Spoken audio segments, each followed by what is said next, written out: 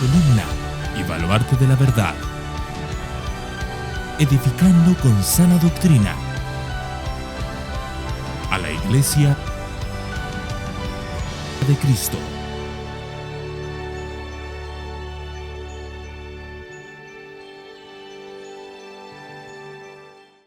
Vamos a ir al libro de Santiago, capítulo 3, y a pesar de que el texto que yo quería compartir o que yo veía que tenía una misma sintonía era los versículos del 1 al 12, hoy me voy a centrar solo en los versículos 1 y 2. La semana que viene explicaré con un poco más detalle los versículos 3 al 12, porque hoy querré llevar el texto por una línea que a mí me interesa para la iglesia, y luego la semana que viene ya entender mucho más a fondo otros temas que el texto nos menciona. Así que hoy vamos a estar leyendo solo los primeros 2 versículos, que dice así: Hermanos míos, no os hagáis maestros muchos de vosotros, sabiendo que recibiremos un juicio más severo. Creo que algunas traducciones, y no me gusta esa traducción, dice que recibiremos mayor condenación. Pero no me gusta realmente cómo se está expresando ahí, porque muchas veces entendemos así como que una condenación de juicio al infierno, y no es lo que quiere expresar Santiago. Pero lo que dice en esta traducción es: recibiremos un juicio más severo. Y seguidamente dice: porque todos tropezamos de muchas maneras. Si alguno no tropieza en lo que dice, es un hombre perfecto, capaz también de refrenar todo el cuerpo. Miren, hermanos, como dijimos, desde el principio de esta carta hablamos que la carta de Santiago era probablemente, en contraste con la otra que estamos trabajando, que es 2 de Timoteo, una carta mucho más práctica que doctrinal.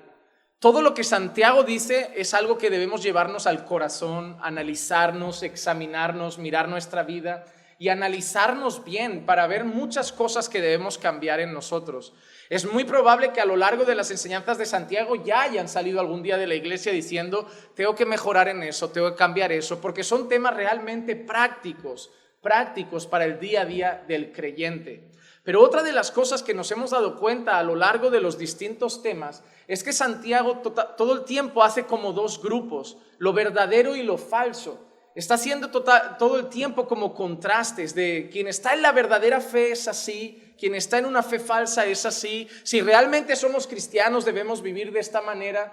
Como vimos nosotros en el capítulo anterior, en la relación de fe y obras, ¿recuerdan? Santiago dejaba muy claro que si realmente había fe en nosotros, que si realmente habíamos creído el Evangelio, que si realmente conocíamos a Cristo, se tenía que ver en nuestras obras. La carta de Santiago habla mucho de esa manera. Es como constantemente decirle al creyente que deben verse las evidencias de nuestra fe. Santiago deja claro todo el tiempo de si alguno es religioso, si alguno se cree religioso, si alguno dice que tiene fe pero no tiene. Es como todo el tiempo tenemos que ser consistentes con la fe que profesamos. Y veremos, no solo en los 2 primeros capítulos que ya hemos tratado, sino en lo siguiente que queda, que Santiago sigue haciendo ese contraste.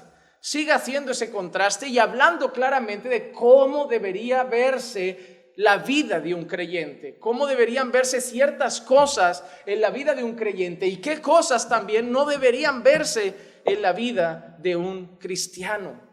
Hemos visto cómo Santiago ha hablado incluso de favoritismos, de hacer acepción de personas, de tratar a un rico diferente a un pobre, y todo el rato diciendo que si fuéramos creyentes, si somos celosos por los mandamientos, eso no debería estar en nosotros.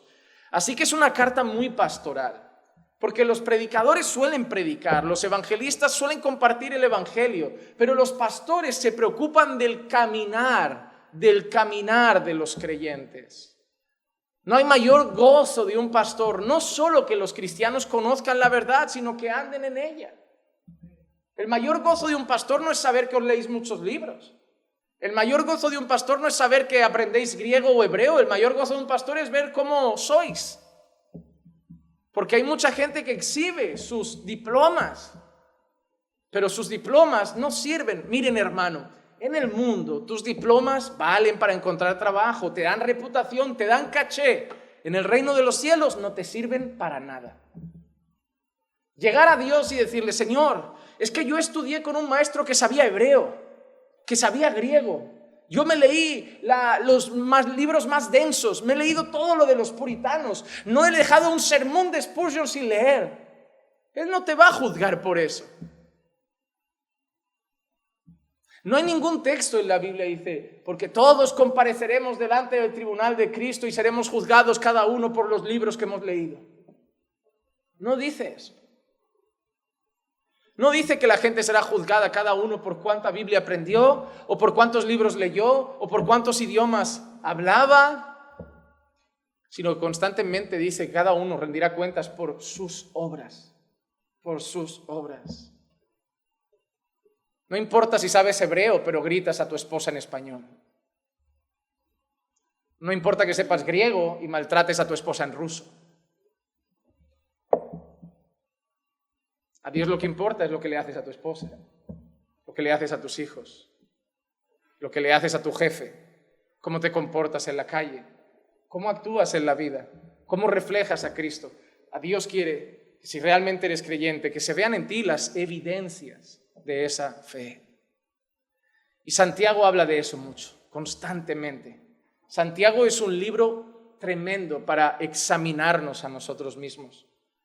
Hermanos, Santiago es un buen libro para preguntarnos, ¿estamos en la fe? ¿Estamos en la fe o solo tenemos una fe sin obras, una fe estéril, una fe muerta? Pues hoy, en el capítulo 3, Santiago va a entrar en un tema que yo creo que es de los más importantes en la iglesia. Porque yo creo que no hay nada que haga más daño a la iglesia y haya dividido tantas iglesias como la lengüecita de algunos. Nuestra manera de hablar, de contar chismes, de quejarnos, de murmurar, lastima, crea grupos, divide. Hermano, vamos a ver en los próximos versículos, 12 versículos, aunque hoy solo trabajaremos los 2 primeros, los peligros de la lengua. Los peligros de la lengua y todos los males que puede hacer. Y Santiago la volverá a usar, la lengua y nuestra manera de hablar y nuestras palabras, para volver a preguntarnos si estamos en la fe. Porque Santiago, al final de estos 12 versículos, no lo veremos hoy, pero al final nos dejará claro una cosa: de una misma fuente no puede salir agua dulce y agua salada. Y Santiago lo relaciona con las palabras. Lo que Santiago al final nos dirá es: no me digas que eres cristiano y hablas como un impío. Y volveremos a preguntarnos si estamos en la fe. Porque al final no es una de las cosas, es la suma de todas. Porque, hermano, obviamente vas a la iglesia, pero si tienes favoritismos, la boca de un impío, esto y todo lo que Santiago ha dicho que no debería estar, ya tienes la respuesta. Tu fe está muerta. Pero antes de entrar directamente a los peligros de la lengua, que son lo que vamos a trabajar la semana que viene, hoy me he querido centrar en los 2 primeros versículos, porque Santiago parece que solo apunta a un sector en concreto. Parece que esta parte de este texto, este capítulo 3, parece que no empieza hablando a todos los creyentes. Parece que se está dedicando a hablar a un sector en concreto, a los maestros. Porque Santiago empieza diciendo: no os hagáis maestros muchos de vosotros, sabiendo que recibiremos un juicio más severo. Así que en primer lugar, Santiago apunta a las personas que tienen afán, deseo por ser maestros en la iglesia.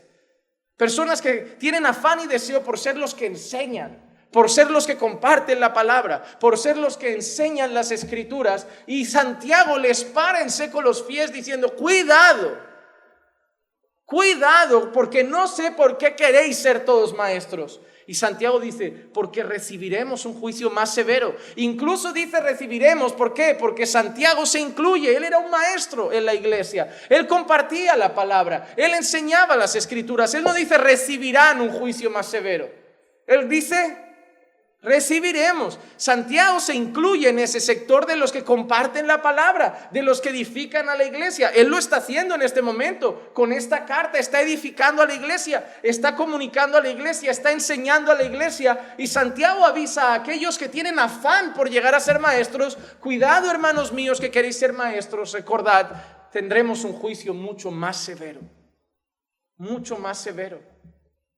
Así que en primer lugar parece que Santiago solo se dedica a ese sector, pero si luego seguimos viendo los versículos que veremos la semana que viene, veremos que el texto abarca a toda la iglesia, a todos los creyentes, a todas las personas que tengan lengua por lo menos.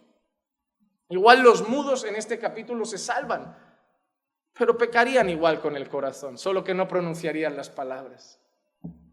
Sin embargo, empieza con esa enorme advertencia. Dios va a juzgar con más severidad a los maestros, pero no a los maestros. Él empieza advirtiendo sobre la lengua. Él empieza advirtiendo sobre la lengua. Y lo que Santiago está enseñando es que aquellos que luego no enseñen conforme a la verdad, aquellos que hablen lo que no tienen que hablar, aquellos que digan a la iglesia lo que no tienen que decir, aquellos que enseñen lo que no tenían que enseñar, van a rendir cuentas ante Dios. Santiago está dejando claro que ninguna palabra va a ser tomada por alto, pasada por alto, y que de todas las palabras se va a rendir cuentas ante Dios. Hermano, ¿sabes qué pasa? Es algo muy interesante. ¿Alguna vez has buscado en internet alguna estadística de cuántas palabras pronunciamos al cabo del día? A veces nos preocupamos mucho con el tema de la pornografía porque es algo que hacemos un momento, pero nos preocupamos poco por las palabras y estamos hablando prácticamente todo el día. Por WhatsApp, por teléfono, en persona. Ahora voy a hablar como 1 hora. Tú sabes que voy a hablar 1 hora. ¿Cuántas cantidad de palabras puedo llegar a decir en 1 hora? Y más yo que hablo rápido, muchísimas. Y tengo una cosa clara, Dios va a pesar cada una de ellas. Si yo digo algo que hablo de parte de Dios, en el nombre de Dios, como si fuera la palabra de Dios, y Dios no lo ha dicho, y Dios no lo ha enseñado, Dios no lo va a pasar por alto. Recibiré un juicio severo. Porque lo que yo enseño, además, ¿por qué los maestros reciben un juicio más severo? Luego vamos a ver todo eso en profundidad con otros pasajes. ¿Por qué? Porque los maestros condicionan la vida de la iglesia. Mi manera de enseñar la palabra puede condicionar tus creencias, la doctrina que vas a sostener, incluso tu manera de vivir. Si yo te enseño conforme a las Escrituras que algo es correcto, tú intentarás hacer eso para honrar al Señor. Y si yo te digo, mira, esto no pasa nada, puedo llevarte a permitir un pecado en tu vida que a Dios sí que le molesta. Por eso se refiere Santiago que el juicio contra los maestros sería más severo, porque nosotros condicionamos la vida de las personas. Yo no entiendo por qué hay tanto afán por ser pastor, por qué hay tanto afán por ser maestro, por qué hay tanto afán por enseñar. Hermanos, debemos tener más cuidado con nuestras conversaciones. La semana que viene nos centraremos en la lengua en general, hoy en esta sección. Pero hermano, debemos tener cuidado en nuestra manera de hablar. Es que exploté y lo dije. Da igual, vas a rendir cuentas por esa explosión ante Dios. Jesús también podía haber explotado. Lo traicionaron, lo vendieron, lo machacaron, lo insultaron y no explotó. Porque Él supo guardar su corazón. Y encima, cuando pudo haber dicho muchas cosas, dijo, Padre, perdónales porque no saben lo que hacen. Entonces, hermanos, no importa que hayas explotado, que tu hijo te ha llevado al límite o alguna cosa, rendirás cuentas por cómo has hablado, por qué has dicho, el tono, todo. Y no habrá justificación ante Dios. Nuestras palabras son medidas por Dios. No solo nuestras acciones, también nuestras palabras. Por eso debemos cuidarlas. El libro que creo que más habla de la boca puede ser probablemente Proverbios. ¿Cuántos proverbios hablan de la lengua? Hasta el necio cuando calla pasa por sabio. Un montón de textos así que te llaman a que hablar poco, a estar callado, a pensar 2 veces antes de decir algo, para no estar luego todo el día, me arrepiento de lo que te he dicho, me arrepiento de haberte dicho eso, me arrepiento de haber... No, ya basta, pues no lo hagas. Guarda silencio. La lengua, hermanos, es un camino muy llano para muchos pecados, para muchísimos pecados. Por eso justo después Santiago dice, mira, el hombre tropieza de muchas maneras, en muchas cosas. ¿Has visto? Santiago da por hecho que el hombre tropieza. Dice, pero si un hombre frena su lengua, será perfecto en todo lo que hace. Un hombre capaz de refrenar todo su cuerpo. Mira la importancia de la lengua. Lo que está haciendo Santiago aquí, a modo de exageraciones, si consigues frenar tu lengua, vences todo. Te va a costar más, te voy a decir una cosa, hermano, te va a costar más frenar tu lengua que la pornografía. Te va a costar más frenar tu lengua que la masturbación.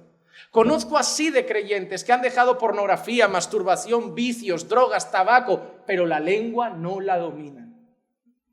Y eso es lo que quiere decir Santiago.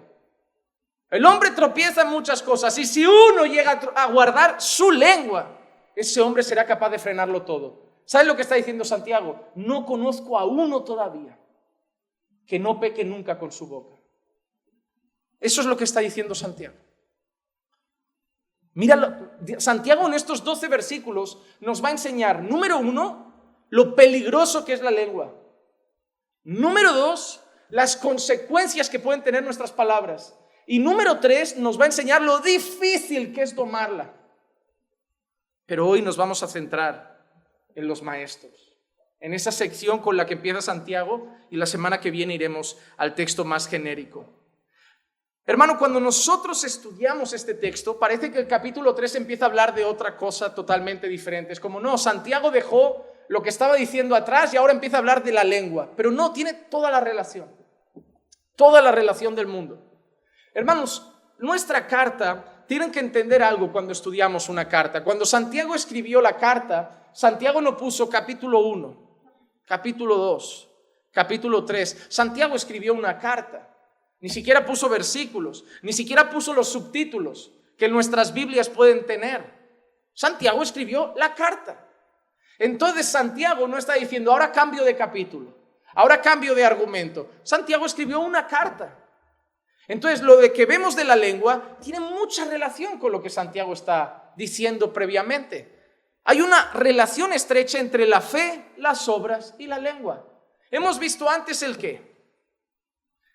Cosas como esta, Santiago 2:14. ¿De qué sirve, hermanos míos, si alguno dice que tiene fe pero no tiene obras? ¿Acaso puede esta fe salvarlo? O Santiago 2:26. Porque así como el cuerpo sin el espíritu está muerto, así también la fe sin las obras está muerta. Así también la fe sin las obras está muerta. Así que nosotros vemos que Santiago viene de ahí. Yo quiero que entendáis esto. Santiago viene de allí, de hacernos entender que la fe sin obras está muerta, que debe haber evidencias, que debe haber fruto, que no puedes decir que eres un manzano y que de ti cuelguen limones, que no puedes decir que eres un peral y que de ti la gente vea manzanas. Tiene que haber una coherencia entre el árbol que dices ser y el fruto que hay en ti. ¿Y por qué veremos esta conexión con este capítulo? Porque Santiago nos hará entender que sigue hablando de lo mismo y que la palabra que sale de nuestra boca, que nuestra lengua, tiene que ser coherente con la fe que profesamos también. Que nuestra manera de hablar tiene que ser coherente con la fe que profesamos. Que nuestra manera de pronunciar palabras, nuestras conversaciones, el contenido de nuestras conversaciones, el tono en el que nos expresamos, tiene que ser coherente con la fe que profesamos. Santiago sigue hablando de lo mismo, de las evidencias que tienen que haber, de las evidencias que tienen que existir en aquellos que dicen que han creído. Y una de las evidencias tiene que ser también la forma en que hablamos. ¿Por qué? Porque si vamos todavía más atrás, al capítulo 1, Santiago había dicho incluso que había una relación entre la verdadera religión y las palabras. Santiago capítulo 1 y versículo 26 dice así: si alguno se cree religioso, pero no refrena su... ¿Ven? Como todo tiene sentido. Ahora en el 3 vuelve a empezar a hablar de la lengua más a fondo, pero ya había tocado un tema. Si alguno se cree religioso, pero no refrena su lengua, sino que se engaña a su propio corazón, la religión del tal es... ¿Has visto cómo está unido? ¿Has visto cómo está unido? El problema es que en ese versículo Santiago solo dijo eso, pero en el 3 lo va a desglosar mucho más. Pero Santiago había dicho algo muy claro. Tú puedes creerte una persona religiosa. ¿Y a qué se refiere Santiago cuando dice si alguno se cree religioso? Si alguno cree que tiene una fe verdadera, si alguno cree que profesa una verdadera fe en Cristo, pero no refrena su lengua, su religión es vana. ¿Y qué dijimos que era vana? Inútil, sin valor, sin fundamento, sin sentido. Mira lo que ha dicho Santiago tan contundentemente. Puedes decir que crees en Cristo, que has nacido de nuevo, pero si no eres capaz de frenar tu lengua, no vale. No vale. No sirve. Hay una estrecha relación. Hay una estrecha relación. Santiago no había dicho que el hombre debía ser pronto para oír, tardo para hablar y tardo para... Entonces nosotros vemos que constantemente la lengua está presente.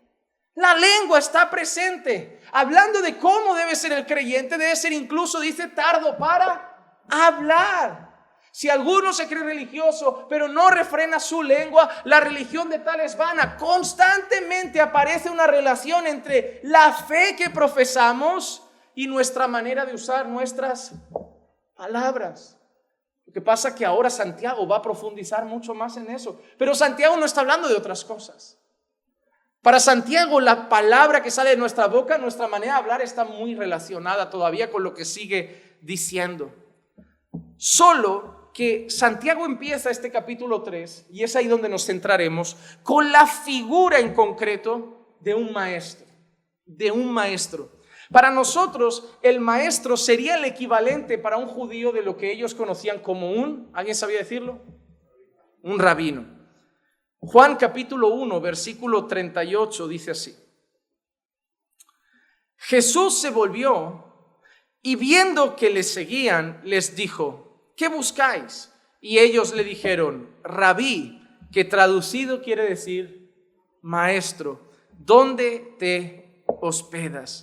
¿Dónde te hospedas?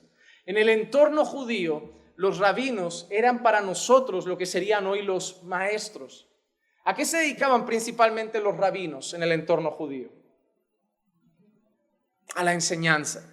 Eran los dedicados a la enseñanza de la ley, eran los dedicados a la enseñanza de la Torá, eran los dedicados a enseñar las escrituras al pueblo judío. Y hay un dato interesante, yo no sé si lo han pensado alguna vez.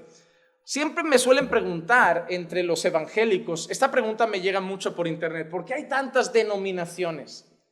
Ellos a veces creen que solo los evangélicos tienen denominaciones. Lo que pasa es que no se llaman así en otros sectores, pero tú sabías que entre los judíos, entre los rabinos, también hay, entre comillas, denominaciones.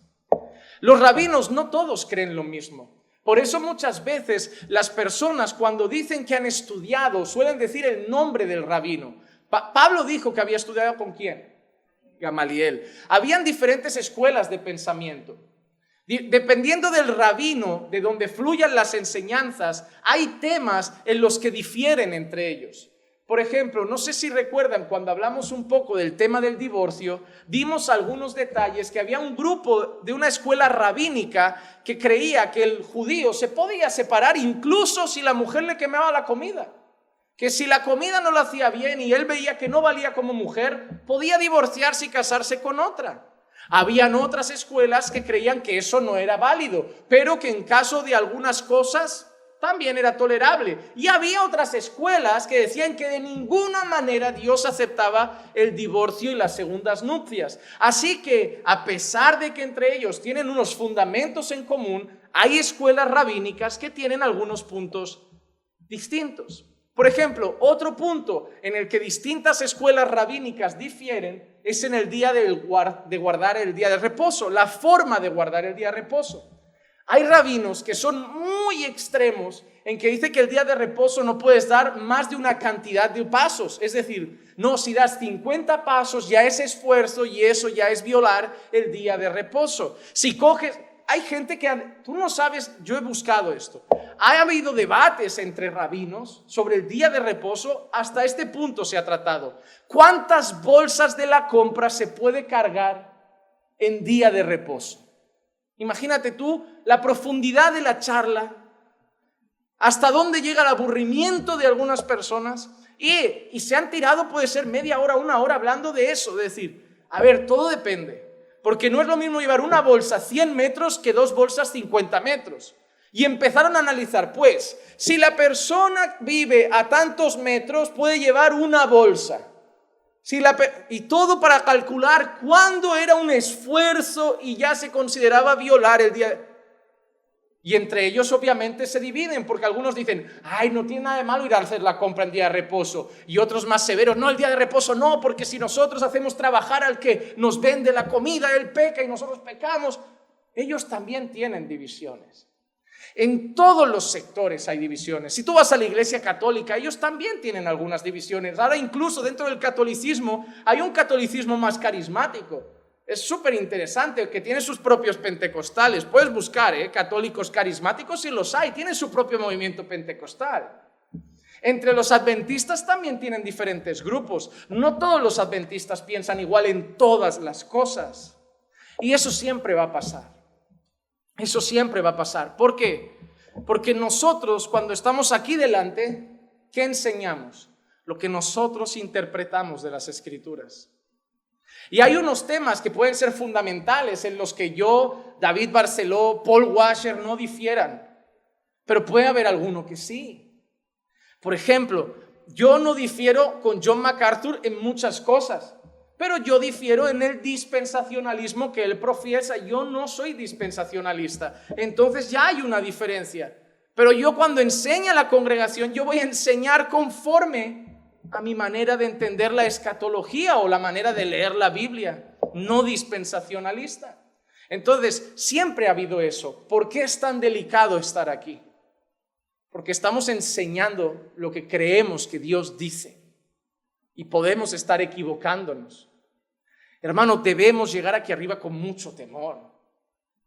Si algún día el pastor te da la oportunidad de decir, mira, da una pequeña reflexión en la iglesia, comparte una pequeña palabra, hermano, no vengas como, qué bien, voy a brillar, qué oportunidad, qué lujo. No, ven con temor.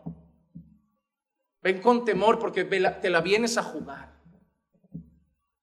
Y cuando bajes, no le digas, pastor, ¿qué tal? Sí, yo te puedo dar mi opinión, pero la pregunta es, ¿qué le ha parecido a él? Esto no es un juego, esto no es un entrenamiento. No lo es. Dios mide nuestras palabras. Dios mide lo que decimos. Y debemos hacerlo con temor. Nosotros en el Nuevo Testamento ya no vemos en el entorno de la iglesia la palabra rabí o la palabra rabino, pero vemos que la iglesia sí tiene maestros. Por ejemplo, Hechos 13:1 dice, en la iglesia que estaba en Antioquía había profetas y maestros, Bernabé, Simón llamado Níger, Lucio de Cirene, Manaén, que se había criado con Herodes el tetrarca, y Saulo. Así que vemos que en la iglesia de Antioquía había maestros, habían sido levantados por el Señor. ¿Y qué debemos entender también? Hemos visto que los judíos tenían sus rabinos, que para nosotros es lo que entendemos como maestros, que ambos se dedican a la enseñanza de la Escritura, pero hay una cosa también que me gustaría destacar, y es el hecho que la enseñanza es un don de Dios. Es un don de Dios. Romanos 12:6-7 dice, pero teniendo dones que difieren según la gracia que Dios nos ha dado, o la gracia que nos ha sido dada, usémoslos. Si el de profecía, úsese en proporción a la fe. Si el de servicio, en servir. O el que enseña, en la enseñanza. Debemos tener en cuenta, hermanos, que la enseñanza es un don dado por Dios. Cuando nosotros vemos los requisitos de Dios para los pastores en 1 Timoteo 3, por ejemplo, todos los requisitos que Dios da son valores, son moral, son carácter. Marido de una sola mujer, irreprensible, no dado al vino, no codicioso de ganancias deshonestas. Todo tiene que ver con su carácter, con su testimonio, con su integridad, con su moral. Pero una cualidad, una habilidad que Dios requiere de los pastores es que sean aptos para enseñar. Aptos para enseñar. Porque es algo que Dios otorga, hermano. Dios da el ministerio. Dios concede el don y la habilidad para poder ejercer el ministerio, para poder enseñar las Escrituras y entonces así cumplir el llamado que tenemos en Cristo, que yo lo resumiría con el versículo que da Pablo a Timoteo y que le deja esta misión, 2 de Timoteo 2:2. Y lo que has oído de mí en la presencia de muchos testigos, eso encarga a hombres fieles que sean idóneos para enseñar a otros. ¿Qué tenía que enseñar Timoteo? ¿Qué tenía que enseñar Timoteo? ¿Qué tenía? ¿Qué dice ahí? ¿Qué dice ahí? Valientes. Está en la primera frase. Lo que has oído de mí en la presencia de muchos testigos, eso encarga. Es decir, lo que de mí has oído, eso enseña. Timoteo, tú no puedes improvisar.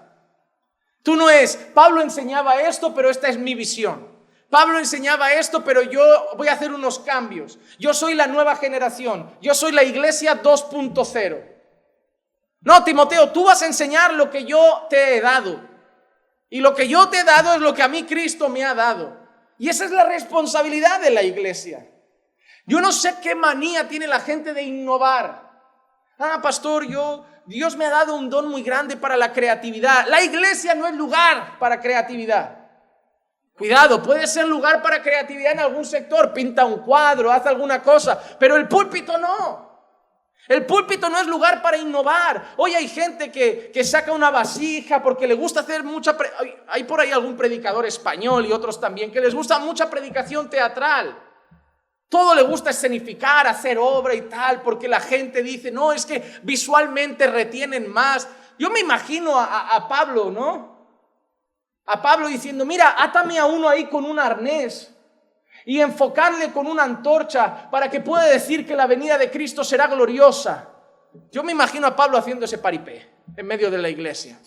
No, enseñaban la Escritura, compartían la palabra, no estaban para entretener, ni para jugar, ni para hacer teatro, ni escenificar, ni mucho menos para cambiar el mensaje. Hoy la gente tuerce el mensaje para cambiar el mensaje. Hoy la gente dice, lo que el ojo no vio, lo que el oído no escuchó, lo que no ha subido al corazón del hombre es lo que Dios tiene para aquellos que le aman. Y te sueltan algo que solo ellos han visto. Y su manera de soltarlo es decir ese versículo que ellos te quieren decir. Lo que a ti Dios no te ha mostrado y lo que tú no has oído de Dios y lo que a tu corazón no ha llegado me lo ha mostrado a mí. Y yo ahora cómete mi burrada.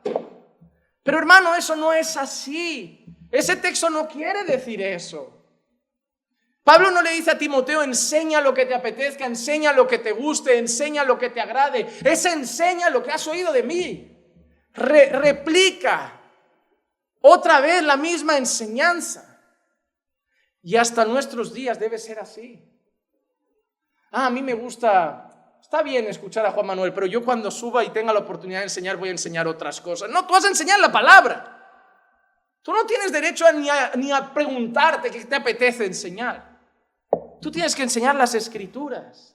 Porque el deber de la iglesia es seguir pasando el mismo mensaje siglo a siglo hasta la venida de Cristo. Pastor, es que me aburre. Es el problema, que nos han viciado en las emociones. Me he cansado en el matrimonio porque hemos caído en monotonía. Pues vete al Dragon Khan.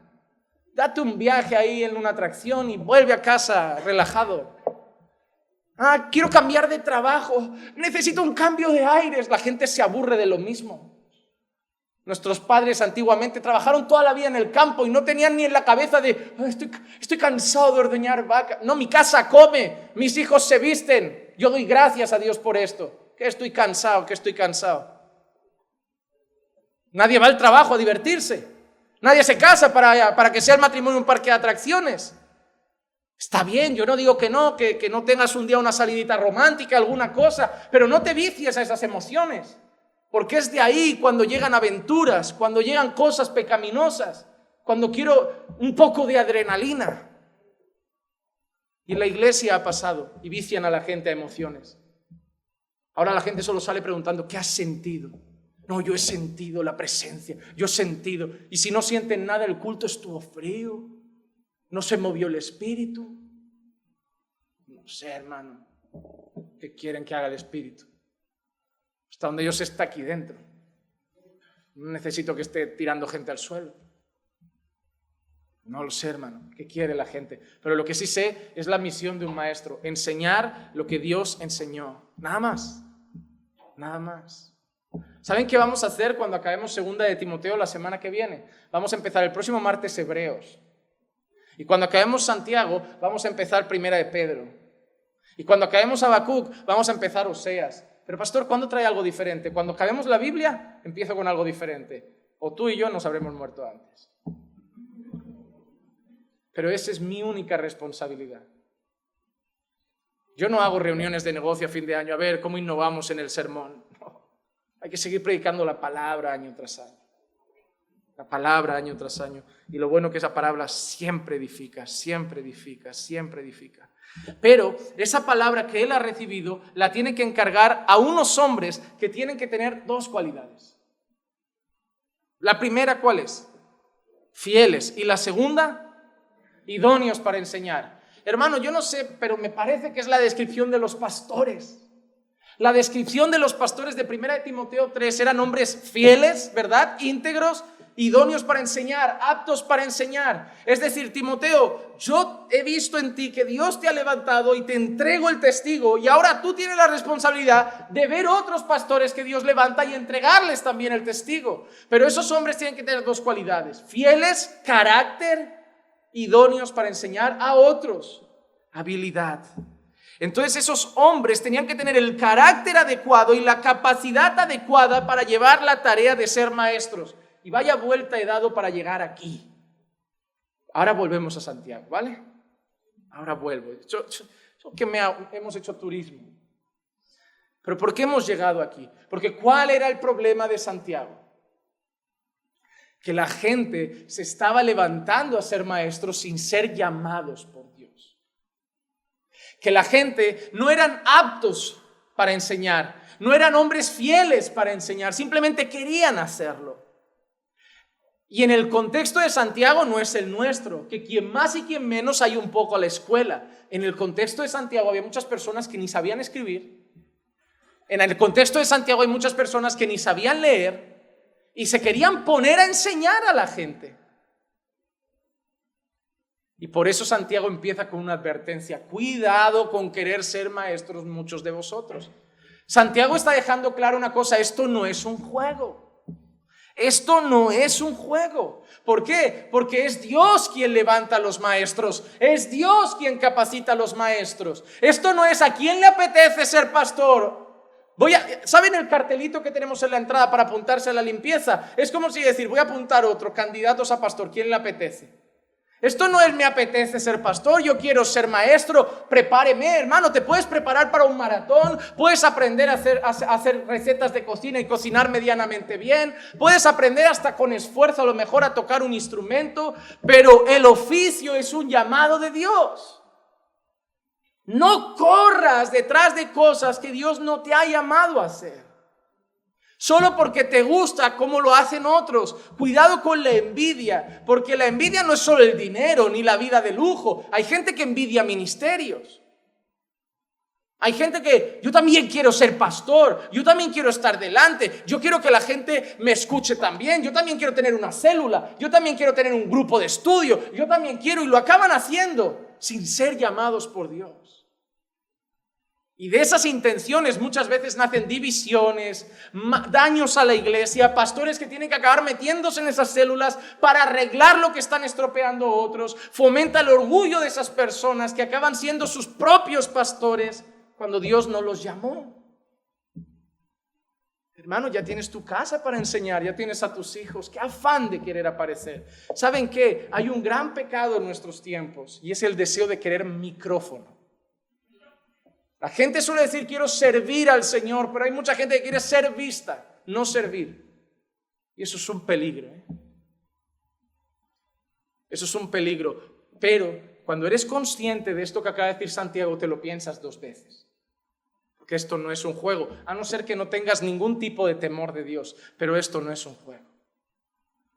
Recibirán un juicio más severo.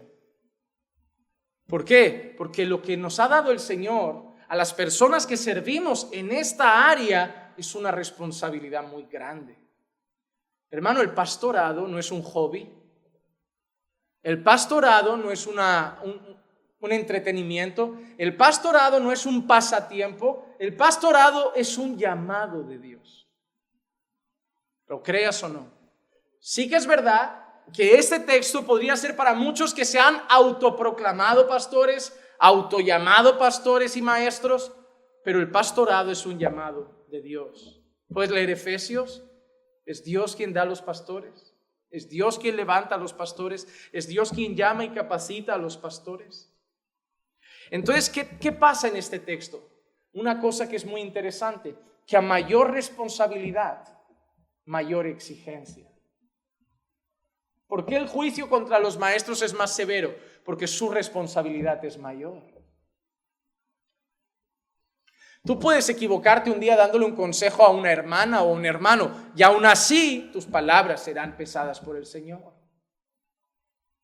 Pero yo tengo que ser mucho más cuidadoso, porque tú pueden preguntarte algo, pero luego ir a verificarlo con el pastor, como voy a preguntarle a ver si realmente es así. Y mucha gente viene en busca de consejo, nuevos convertidos que no conocen la Escritura, y los guiamos, y debemos guiarlos no conforme a nuestro parecer, sino conforme a la palabra del Señor. Y a mayor responsabilidad, mayor exigencia.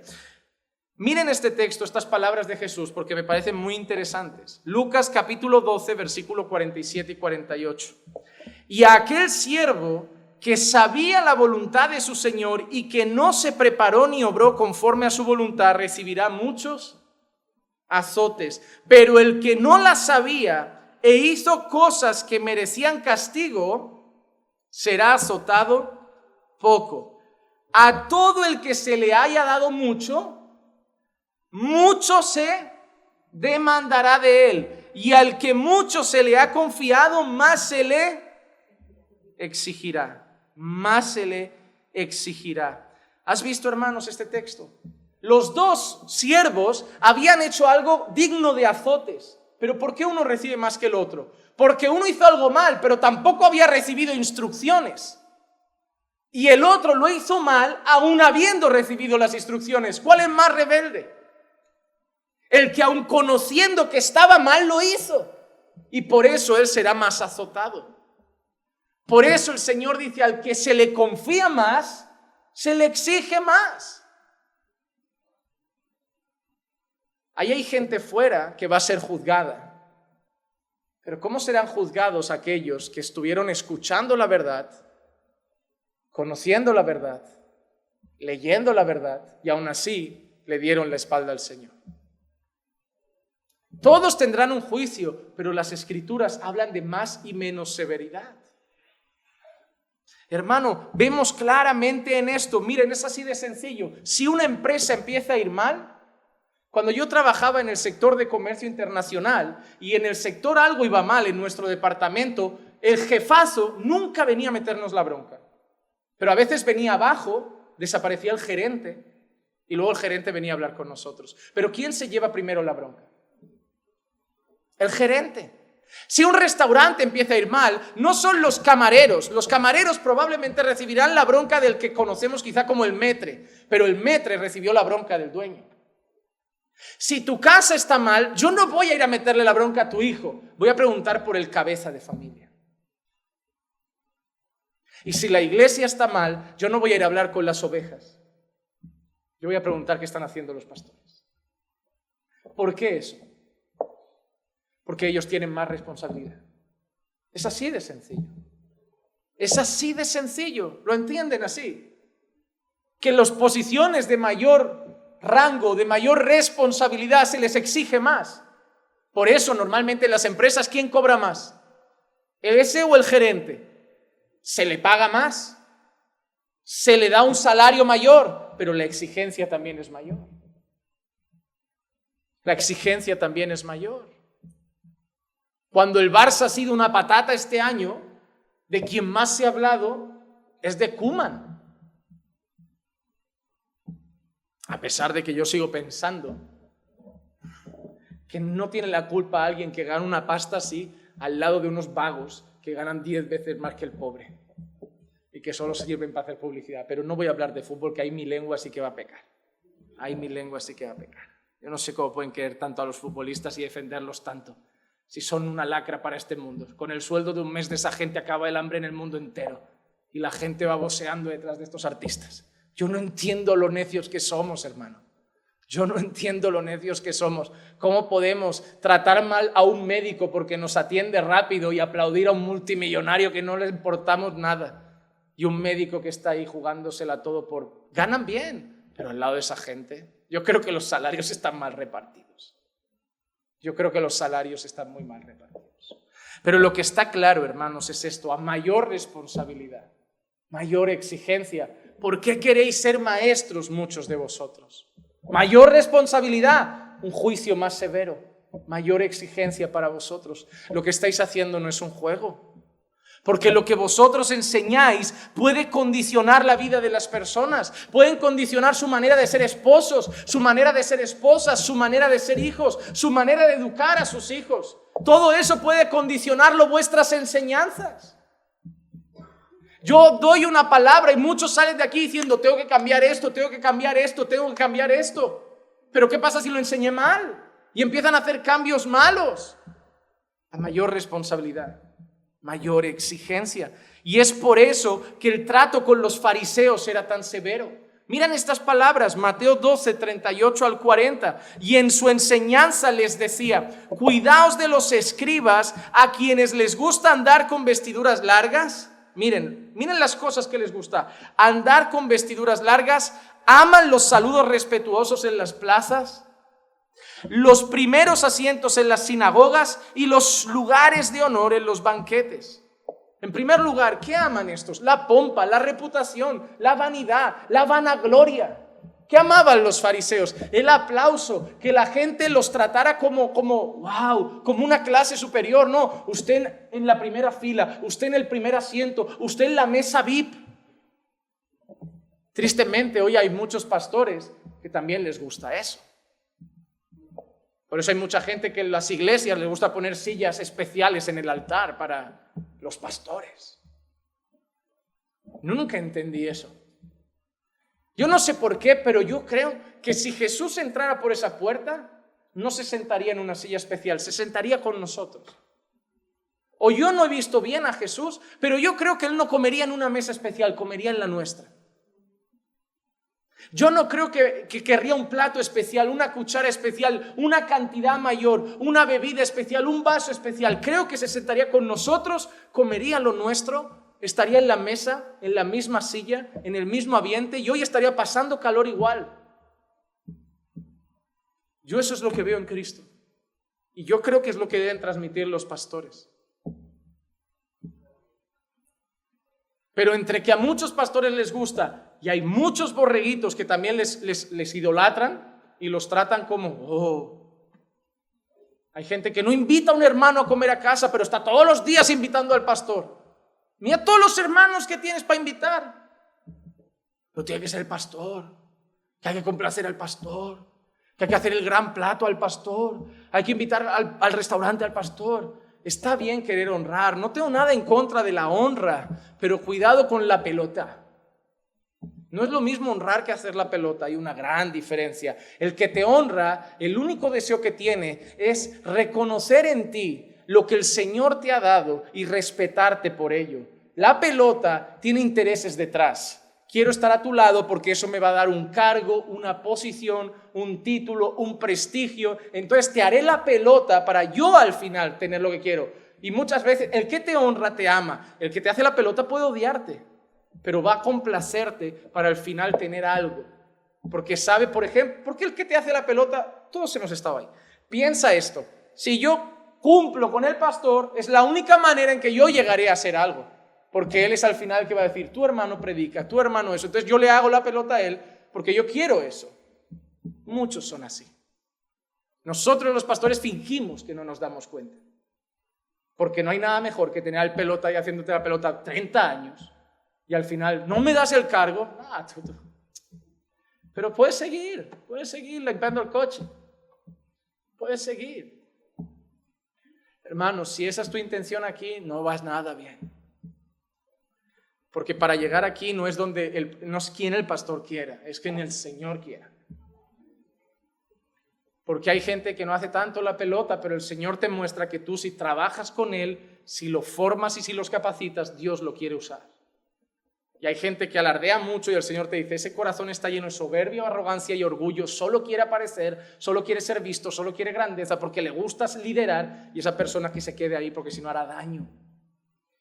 Nuestro deber como pastores es muy difícil porque es orar al Señor para que nos deje ver quién es quién en el corazón, no en el exterior. Y por eso hay que ser prudentes. No hay prisa, porque al final Dios saca todo a la luz. A esta gente le gustaba la pompa, que le hicieran la pelota. Pero ¿qué más? El versículo 40, devoran la casa de las viudas. Y por las apariencias hacen largas oraciones. Ni siquiera les gustaba mucho orar. Oraban para parecer más espirituales. Pero mira qué dice al final. Estos recibirán mayor condenación. ¿Por qué? Porque ¿cuál era el deber de ellos? Enseñar al pueblo, guiar al pueblo, instruir al pueblo. ¿Pero qué hicieron? Se aprovecharon del pueblo, devoraron al pueblo, usaron al pueblo para sus propios beneficios. ¿Sabes cuál es mi mayor consuelo con los falsos profetas que a mí tanto me duele la cabeza cuando los veo? Que para ellos habrá una mayor condenación. Puede ser que en esta tierra acaben sus días con sus mansiones, con sus yates, con sus jets privados, pero un día estarán ante el trono. Y cuando le diga el Señor algo, se acordarán de los vídeos que hicimos. Y digo, ay, nos parecía duro Juanma y sus denuncias. Esto sí que se está poniendo difícil. No, hermano, ninguna denuncia mía tiene ni un punto de comparación con el juicio de Dios sobre esos hombres. Los fariseos jugaron toda su vida, se aprovecharon toda su vida, pero un día dejó claro el Señor Jesús, su condenación será mayor. Su condenación será mayor. Sin embargo, en contraposición de la hipocresía de los fariseos que recibiría mayor condenación, nos encontramos la fidelidad de nuestro amado y querido hermano Pablo. Mira qué dice Pablo en Hechos 20, 26 y 27. Por tanto, os doy testimonio en este día, y mira esta expresión me encanta, de que soy inocente de la sangre de todos. Soy inocente de la sangre de todos. Pablo lo que está diciendo es sobre vuestras vidas, condición espiritual, vuestra vida con Dios, yo soy inocente, o sea, yo estoy en paz. ¿Pero por qué, Pablo, eres inocente? Porque no rehuí declarar a vosotros todo el propósito de Dios. Algunas traducciones, si no me equivoco, dicen todo el consejo de Dios. ¿Pero por qué Pablo estaba en paz? Pablo dice, yo soy inocente de la sangre de vosotros. Es decir, por vosotros yo no tengo ningún problema cuando rinda cuentas ante Dios. ¿Por qué? Porque yo os he hablado la palabra. ¿Cuál era la responsabilidad de Pablo? Enseñar la palabra. ¿Qué hizo Pablo? La enseñó. Él está en paz con Dios. Muchas veces Pablo habla de su conciencia, ¿verdad? Tenía la conciencia tranquila ante los hombres. Tenía la conciencia en paz ante Dios. ¿Por qué? Porque él sabía que fue fiel en lo que hacía. Hermano, mi problema no es si se desvían o no, si deciden pecar a escondidas o no. Yo rendiré cuentas de lo que yo enseñé. Yo tengo que tener la seguridad como Pablo de que el día de mañana, cuando me presente ante el Señor, cuando Dios vaya a juzgar mis obras, mi vida, yo pueda decir, yo soy inocente de la sangre de todos los que entraron caminando por fe, porque lo único que hice es enseñarles la palabra. No hice nada más. Lo que ellos quisieran hacer luego con su vida era cosa de ellos, pero mi parte yo la hice. Yo me puedo lavar las manos. Yo soy inocente de su sangre. Esa es nuestra... Pero ¿tú has visto ese peso? ¿Recuerdan ese texto que dice que deben obedecer a sus pastores? ¿Qué dice que los pastores harán por sus almas? Como quienes han de rendir cuentas. Por sus almas, ¿sabían? Por sus almas. No es que su salvación dependa de nosotros. No entiendan eso en ese texto, porque no es lo que quiere decir. Ese texto lo que quiere decir es que Dios ha traído sus vidas a este redil. El Señor pide que los pastores cuiden ese redil, no enseñoreándose de ellos, que lo cuide con amor, que lo instruya, que lo pastoree. Y a ustedes les piden obediencia a esos pastores. ¿Por qué? Para que no sea gravoso, para que no sea difícil. ¿Por qué? Porque es una responsabilidad muy grande. Y si encima hay gente que te va metiendo cizaña por el camino, se hace más complicada. Pero mira la expresión, como quienes han de rendir cuentas por vuestras almas. Hay gente de aquí que a lo mejor un día vuelve a su país, pero yo mañana estaré a lo mejor ante Dios y Dios me dirá, no sé, Juanma, los años que Marcos estuvo encaminando por fe junto a Regina y un día a lo mejor se volvió a Brasil, ¿qué enseñaste? ¿Qué predicaste? ¿Qué alimento les diste? ¿Tienes paz en tu conciencia? Entonces, hermano, eso es una responsabilidad muy seria, muy seria, muy seria. Hermano, ¿por qué corréis detrás de algo que tiene tanta responsabilidad? Si casi tendrías que decir, yo prefiero hacer otras cosas. Yo prefiero hacer otras cosas. Recuerdo aquel aprendiz de profeta, por llamarlo de alguna manera, que era un profeta, que cuando estaba con aquel que le estaba enseñando y guiando, y se giró y le dijo, oye, ¿qué quieres? Te doy algo, o sea, pídeme algo y yo te lo concedo. Y le dio por pedirle la doble porción de su espíritu. Es decir, lo que Dios ha hecho contigo, yo quiero el doble. Y la respuesta es, ¡guau! Vas a brillar. No, qué pedido más sabio, qué inteligente. ¿Quién no querría eso? La respuesta es muy divertida. Dura cosa pides. Tú no sabes qué es esto. Tú no sabes qué es que una reina te quiera matar.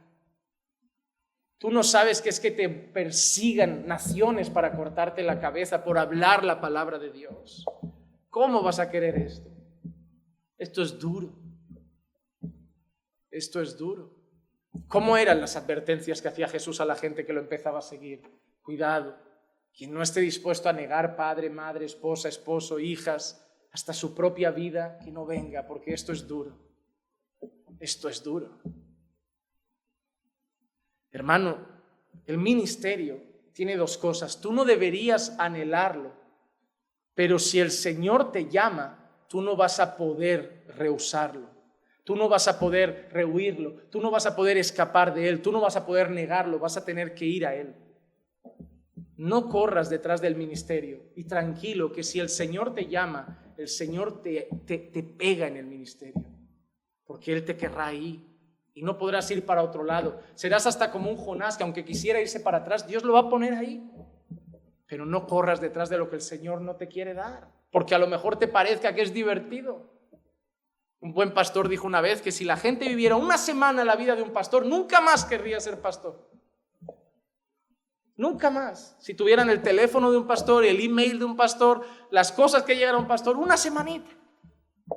Una semanita. A no ser que sean llamados.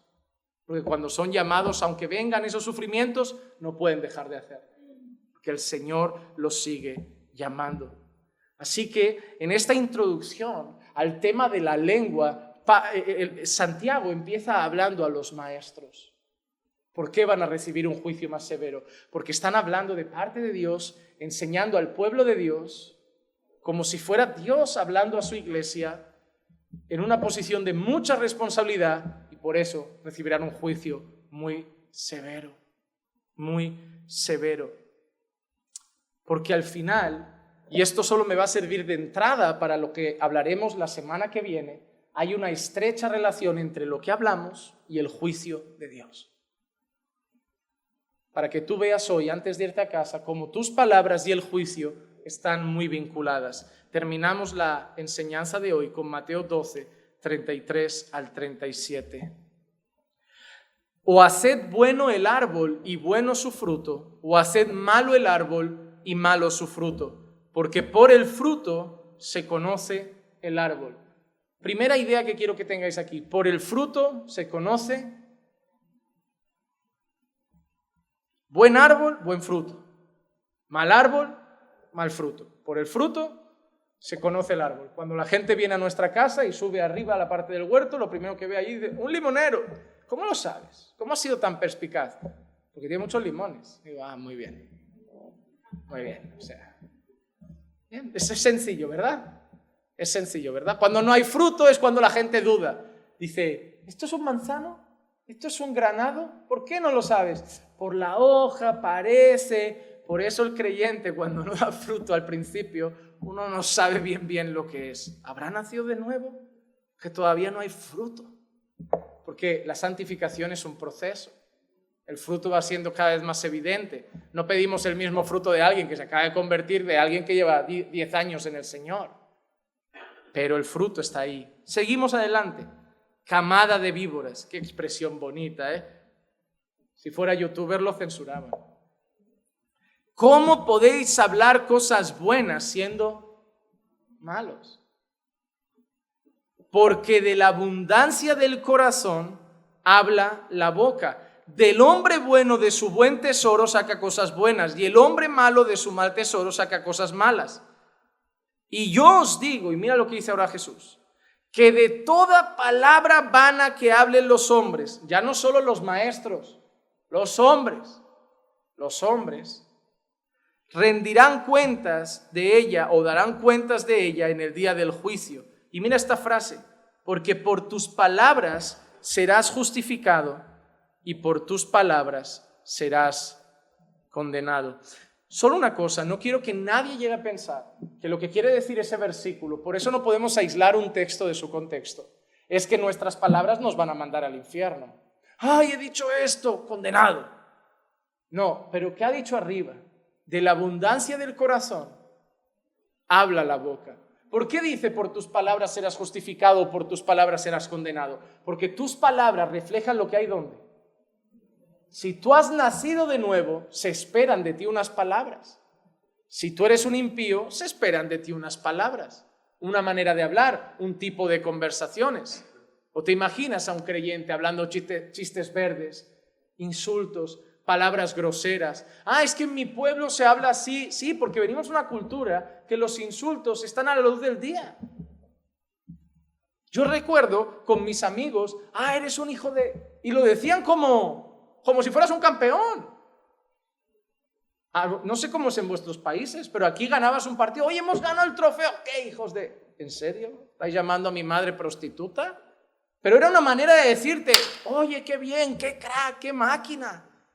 Pero lo que acabas de decir es un insulto en toda regla. Pero estamos en una cultura tan inmoral, tan lasciva, que las palabras groseras y malsonantes ya son comunes. Ni nos ofenden, ni nos pitan en los oídos.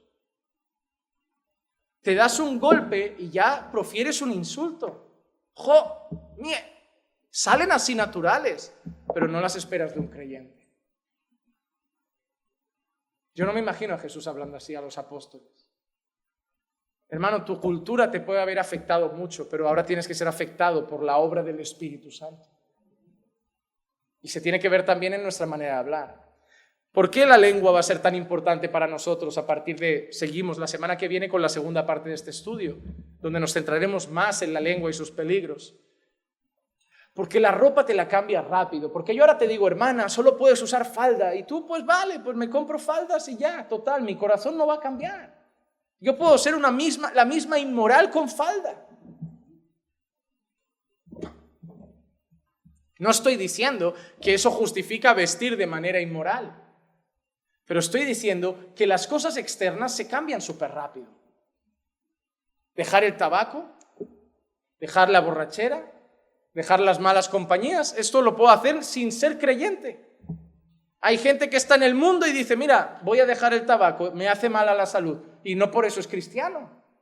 Hay gente que viene y te dice, pastor, el Señor está obrando en mi vida, dejé el tabaco. A ver, que me parece bien, que hay gente que tiene un vicio y el Señor ha obrado, pero que no creo que sea algo para alardear. Dios me ha salvado, ¿y cómo lo sabes? Dejó el tabaco. Y digo, ya, y mi primo el otro día también lo dejó y es ateo. Pero donde se va a ver realmente es lo que hay dentro de ti. Porque los hábitos se pueden dejar. Tú y yo, simplemente con el paso de los años, hemos dejado hábitos de la juventud. Porque ya no podemos físicamente tener esos hábitos. Ya no aguantamos. El cuerpo no da. Uno va madurando, uno se casa y cambia de hábitos. Ay, dejé la borrachera. ¿Qué pasó? ¿Te has convertido? No, me casé. Lo más parecido a una conversión. Pasado de las tinieblas a la luz. De las tinieblas de la soltería a la luz del matrimonio. Al revés no, ¿eh? Pero hay gente que cambió de hábitos porque se casó. Dejó de ir con las malas compañías, dejó los vicios, dejó la fiesta, Pero no significa conversión. Significa otra etapa de mi vida. Pero ¿cuánto ha cambiado tu corazón? Porque hay gente que llegó aquí, se cambió de ropa, se cambió de todo, pero llegó diciendo, yo es que tengo muy mal carácter, y sigue con el mismo carácter. Entonces empiezas a dudar si hay conversión. Sigue con el mismo orgullo, sigue con la misma soberbia, sigue con el mismo tono agresivo a la hora de hablar, palabras malsonantes, gritos, siempre, falta de dominio, falta de paciencia, falta de mansedumbre. Ahí se ve mucho más, ahí se ve mucho más. Hermano, lo de fuera es importante, pero debe ser coherente con algo que ha pasado dentro, porque si no solo es un disfraz. Y al final decimos que nuestros hijos no vayan a carnaval, pero nosotros nos disfrazamos todo el año.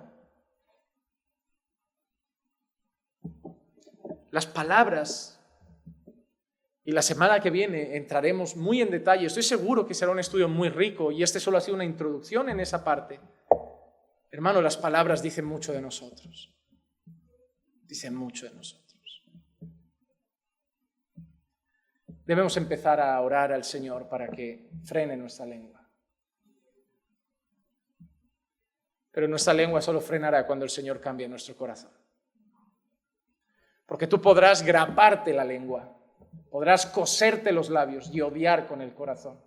No decirte odio, pero odiar. Al final tu mirada lo va a reflejar. ¿Cuánta gente no lo dice, pero tu mirada ya muestra desprecio, rechazo? Ya está, no hacen falta palabras. Al final Dios tiene que tratar con nuestros corazones. Señor, dame paciencia con mis hijos y mis palabras cambiarán hacia ellos. Dame amor por mi esposa y mis palabras cambiarán hacia ella. Dame amor por mis padres y mi manera de hablar con ellos cambiará.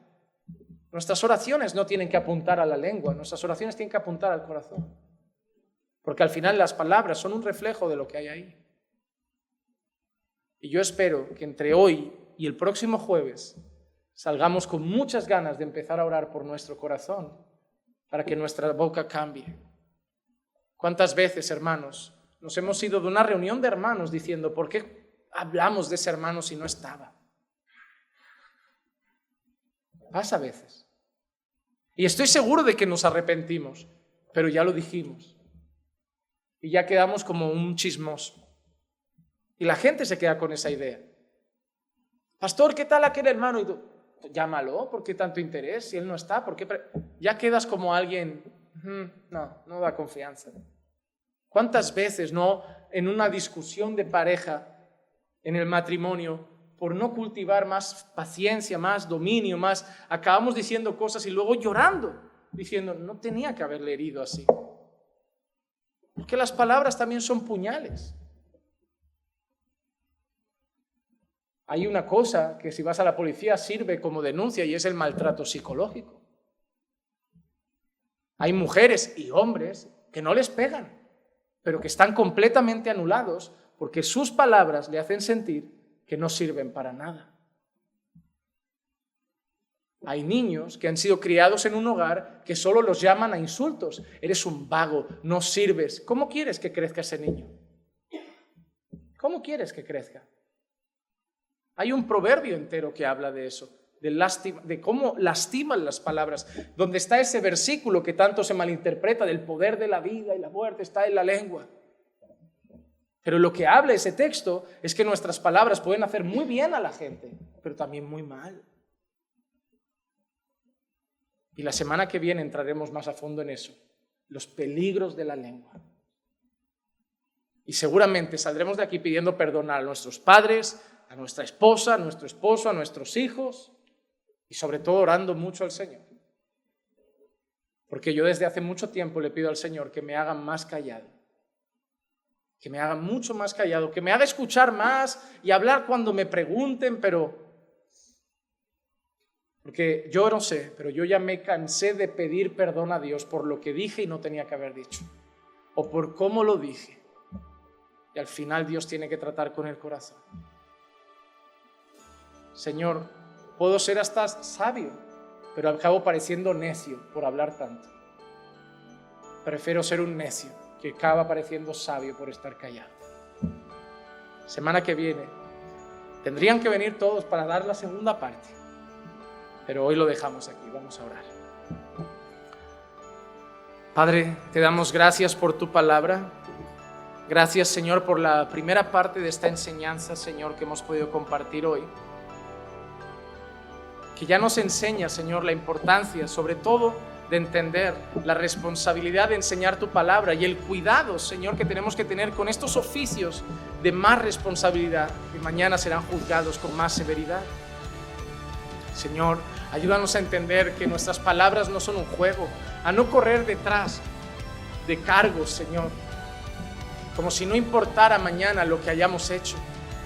A saber, Señor, que rendiremos cuentas de todas las palabras vanas y ociosas que salgan de nuestra boca. Que entre esta semana y la próxima, Señor, nos hagas guardar más nuestro corazón, para que podamos guardar más nuestros labios. Llévanos con bien a nuestras casas, Señor. Guíanos hasta nuestros hogares, acompáñanos junto a nuestras familias y ayúdanos a tener, Señor, una noche de paz en tu presencia. Te lo pedimos en el nombre de Jesús. Amén.